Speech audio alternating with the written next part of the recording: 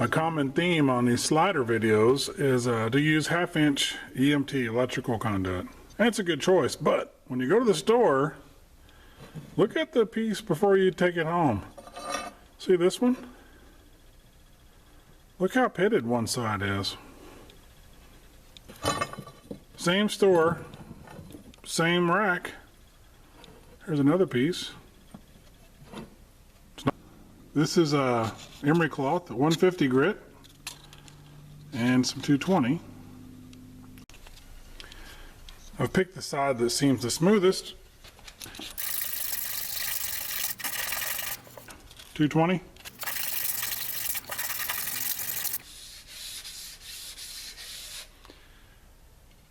Too easy.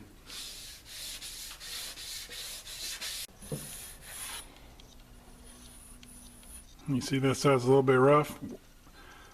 Just a few passes with some sandpaper. Really smooth. I've been looking all over the shop trying to find something to reduce the friction a little more.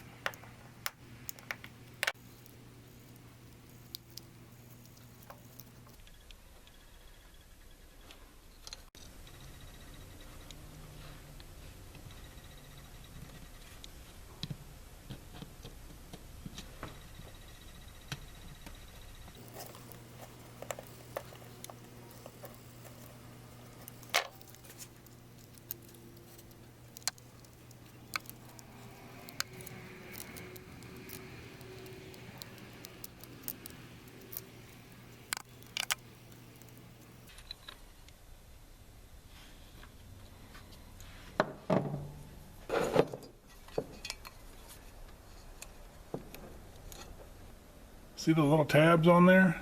You could put you a drop of glue under a couple of those to make sure it doesn't come out. And I've even cut all the tabs off on this side. Seems to stay in there just fine.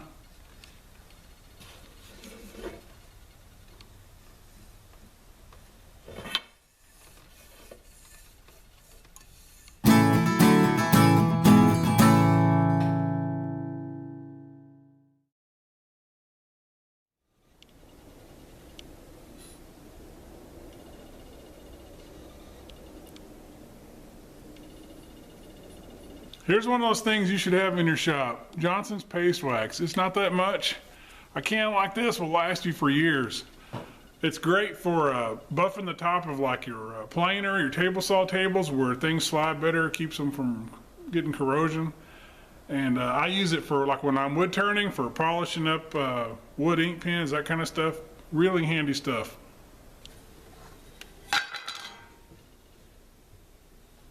Little piece of old blue jean denim. Doesn't take that much. Now you let it dry for a little while, then buff it out with a soft cloth. It's pretty slick.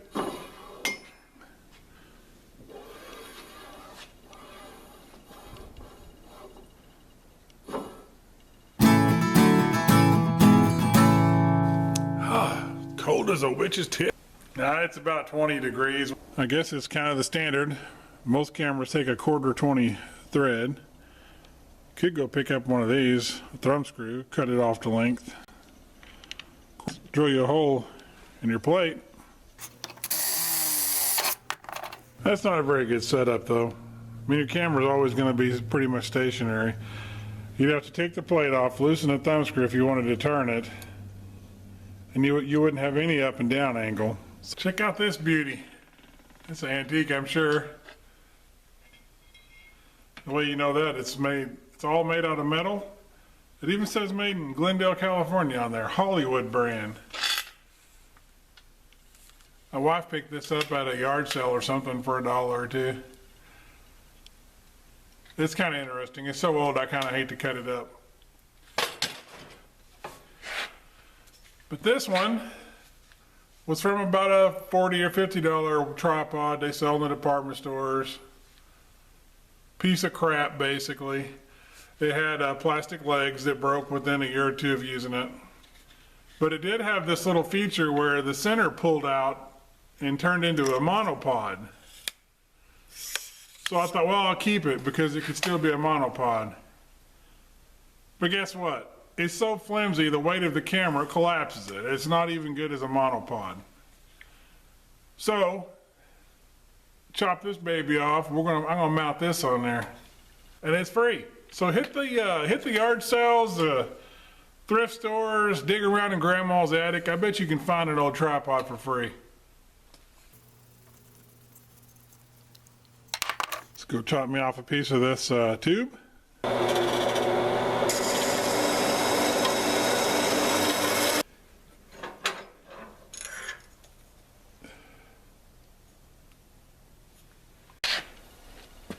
Piece of an old broom handle is almost the right size.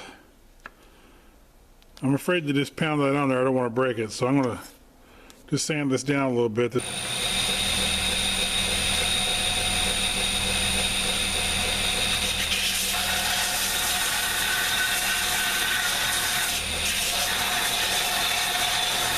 Just a minute on the sander.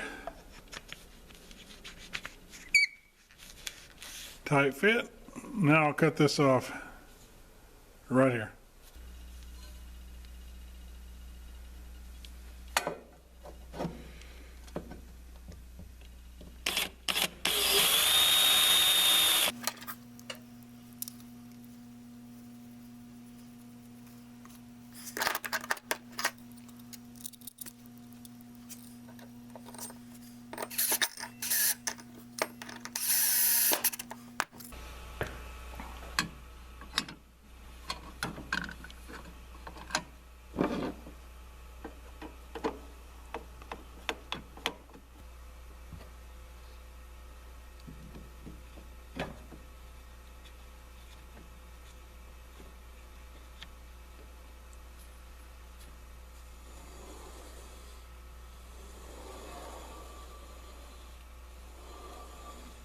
Now I've already noticed this camera is really heavy. A lot of times when I'm doing YouTube videos, I'll just use a little Sony Handycam, little really lightweight video camera.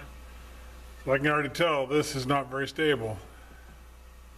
That's the rails flexing.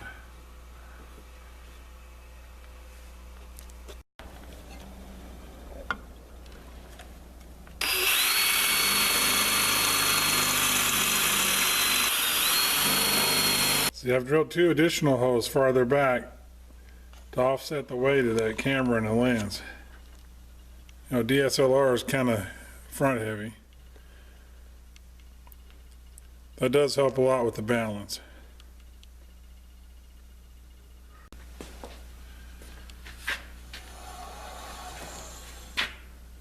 A camera this heavy can tend to be a little unstable. You could maybe put this down a little lower center of gravity might help.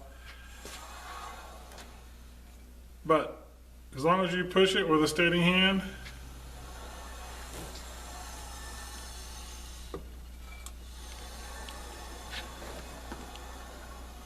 I'm able to control it.